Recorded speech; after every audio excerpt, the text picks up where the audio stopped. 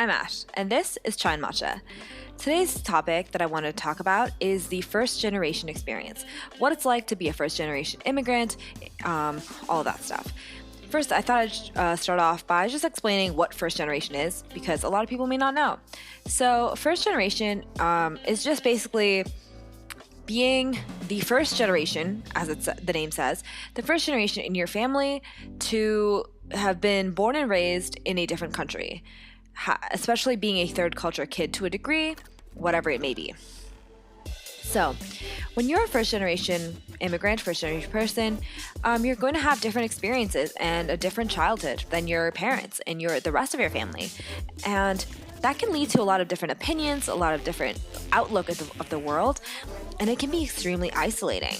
You know, you may have a different experience or different opinion about race. You may have about mental health, about different policies, politics. You could also have a different opinion on what your life should look like or what you want your life to be. And that can be extremely hard because your entire family, talking your parents, your grandparents, your great-grandparents, your uncles and aunts may have one perception of what your life is going to be like. And suddenly, because you are a little bit different, you've grown up in a different society or different culture, you can seem to think that your life is going to be a little bit different. And that can be hard because your family doesn't want to accept this new thinking or whatever. And you're just trying to be like, well, the way that I'm thinking is normal for the people that I've surrounded myself with.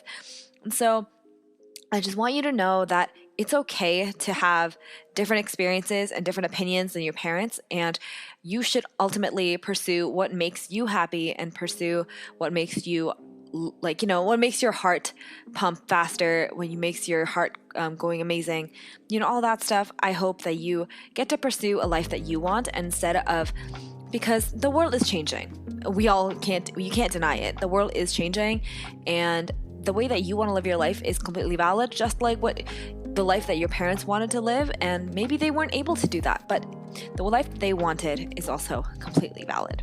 Okay?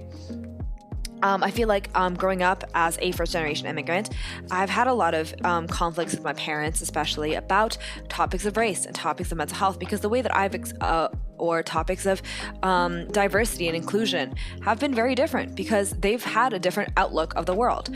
Now, I'm a first-generation Indian immigrant in Japan, and my parents were born and raised in India, and their thinking of the way that race is very different, So my perception of race is very different because, especially with the rise of social media and globalization and all of that, race was not as important of an issue as I like to think back in the day, especially, or if you were not an immigrant, if you were living in your own home country, because everyone around you and everything, the media that you consume, the people around you, the things that you see every single day, are people that look like you and have had similar experiences, right? It's a very homogenous sort of society when you are living in your quote-unquote home country. If you are an immigrant, however, and you've grown up in a country with people that don't look like you, or you see media where people don't look like you, it can be very different, especially when you're growing up.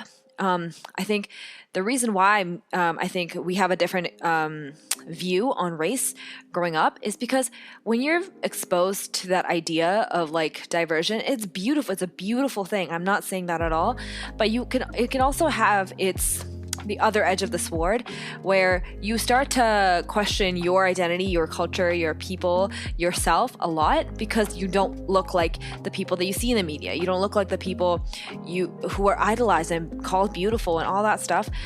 It's a very different concept, as opposed to when you immigrate to a country in your adulthood. You've already understood that your culture and your people are beautiful. And then when you go to a different country, you understand it's a different kind of people, and that's okay. But when you grow up with that, it's a very different experience, right? And that's what I think our parents don't really understand sometimes. And so I wanted to say that yes, your perception of race is going to be very different from your parents because you've just grown up with people who don't look like you, but they have, and that's all they've seen as a kid. And that's what really, in their formative years, when you see people exactly who look like you and that's all you see, it's a very different experience. So I did want to say that in advance. Same thing with mental health, I think that's not only to talk about just like being a first generation immigrant. I think also the concept of mental health and all that is slowly but surely rising in today's day and age. So it's more so a generational gap rather than a more so immigrant experience that I like to say. I think a big part of being the first generation immigrant is feeling isolated from your family, feeling like you're the only one that's sort of going through this experience because I'm going to talk about my experience, for example, as an Indian immigrant in Japan. I felt very different because I was the only person in my family that had to experience being sort of Japanese and Indian at the same time versus my parents who just always felt like they were Indian people because they had grown up in India. And to this day, even though they've lived longer in Japan than they have in India, they still feel very much rooted in their Indian culture and their Indian identity versus when you've grown up in Japan or just in a different country in general, you feel sort of more tied to your residing country than you do from where your blood is from, where you're born and raised. And so that can be really hard because you feel like you don't belong in your family or you don't belong there because you have this other part of it yourself that the rest of your family don't identify with. And it can be hard to deal with. And it's a very isolating experience. And like, obviously, if you have siblings, you may be able to share that sort of identity crisis, identity culture with a lot more. But I think if you don't have that, it can be very isolating. So I hope that you reach out to your friends, or if you have other people in your life that have had the similar experience or come from a similar upbringing with you, then I hope you are able to sort through that, because it really is hard to go through that, and you feel like you don't belong in this, or like you're not completely from your home country, and or you're not completely from the country that you're living in at the moment. It is very isolating. I do want to make an episode on this later on because there's a lot more that I can go into. I've literally had identity crises over this very, very often. So I do want to talk about this later on. But yeah, I do want to say that living as a first generation immigrant, it's a really isolating and hard and a weird space to go through. And I feel like as social media and globalization continues to grow, we're only going to have more and more of this coming out, and hopefully it comes out in the media, in TV, in news, and all that stuff. I wish that more people would talk about it because it is going to be more growing. More people are going to immigrate to other countries, and more people are going to have to deal with this identity issues and stuff that we go through on a day-to-day basis. So I do want to say that. Last but not least, I do want to say that you aren't broken if you feel like you're letting down your family for being different or having differing opinions. I always feel like I'm the only one against my entire family when I'm talking about certain issues, and it can feel hard because you feel like you're the spokesperson or you're the representative of a certain ideal or whatever, especially if you are a liberal person in a conservative household, or if you or the other way around. It can be really, really hard to sort of debate or argue or whatever, or just like state your beliefs against your entire family. It can be really isolating and it can be really hard. So I hope that you don't feel like you're broken if you feel like you're different. Let alone your other identity. If you are part of the LGBTQ community or something like that, I hope that it's really hard. It's a really hard experience to go through, and I hope that you don't feel broken, and I hope you feel that you have other people around you that can support you in that way, because it's a tough world out here, man. I also want to say that you're allowed to have a different childhood than your family wanted for you. I feel like growing up, the experiences that I've had in Japan have been very different to the childhood experiences that my family, that my mom and my dad have had growing up, and they always talk about how the childhood that I have is not what they thought that I would have. Like, maybe it be a little more, especially growing up in a country, in the city instead of the countryside, it can be very different. So I do want to say that you're allowed to have that, and you're allowed to feel proud of that, or you're allowed to feel that it's not wrong for you to have a different childhood than your family wanted for you, you know? I feel like we sometimes may have lost, quote unquote, lost out on a lot of maybe what people may think are crucial experiences being an Indian person, or like as a person of your home country in general.